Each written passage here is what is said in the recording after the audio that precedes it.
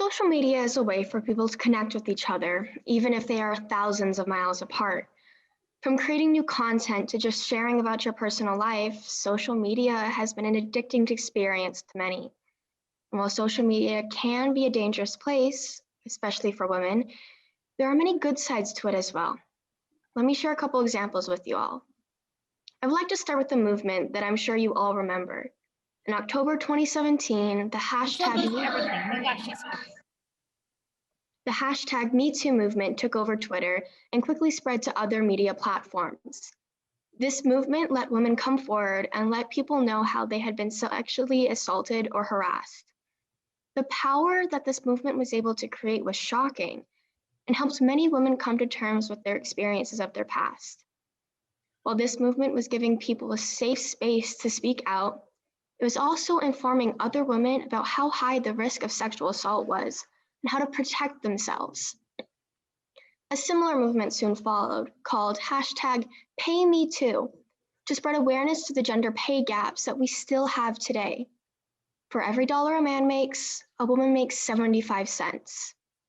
Let's say a man gets his paycheck at the end of the month, and he's got $600. A woman of the same position in the same job would make $450. The gap is there, and it's not something that we can just look over. With both of these hashtags that quickly became movements, women were holding the harassers and employers accountable.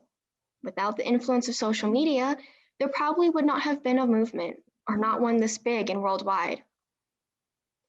I was 12 at the time of these movements, and while I already had a lot of knowledge of the world, I truly started to believe how strongly people viewed men and women to be different. So as any teenager would do, I went to the internet.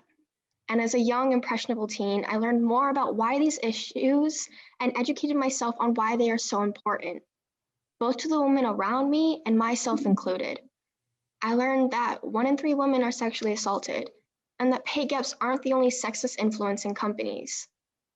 Without social media, I doubt I would have been able to learn as much as I did during the time. Along with women being able to share their experiences on social media, they are also able to inform others about many different things. One of the most important and popular ones I see almost daily are self-defense techniques. Most of the time, all women are told are, don't do anything to stand out, wear covering clothes, walk in groups, and never at night, but are never taught how to actually protect themselves. Through social media, there are countless posts and videos of people teaching women how to defend themselves from oncoming attackers. Many women also sell keychains and lanyards that come equipped with many things. These lanyards usually include pepper spray, a rape alarm, a knuckle brass-like tool, a sharp object, and a taser. The women that sell these keychains are both making money off of their small businesses and informing others how to keep themselves safe.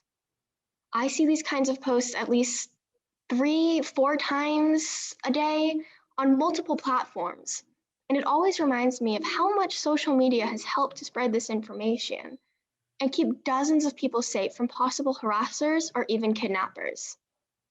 However, that doesn't mean I believe social media doesn't have its bad sides. Social media can be extremely destructive and harmful to all people, but especially to women.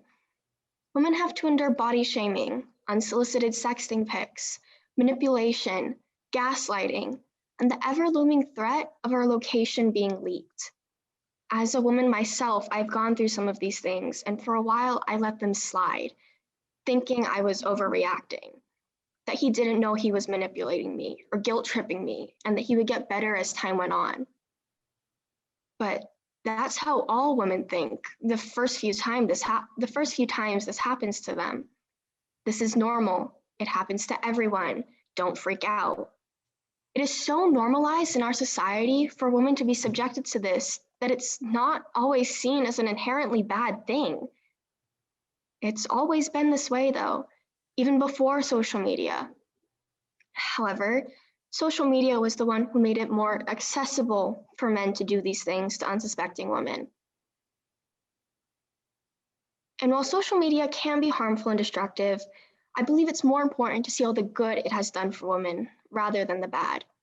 Through hashtags turned movements and lessons on how to protect yourself, women have been using the internet to spread awareness of what could potentially happen to other women and to give them a safe space where they don't have to worry that they were the reason it happened. Even though social media can be scary sometimes, it is also a secure and helpful place for those seeking aid. Thank you.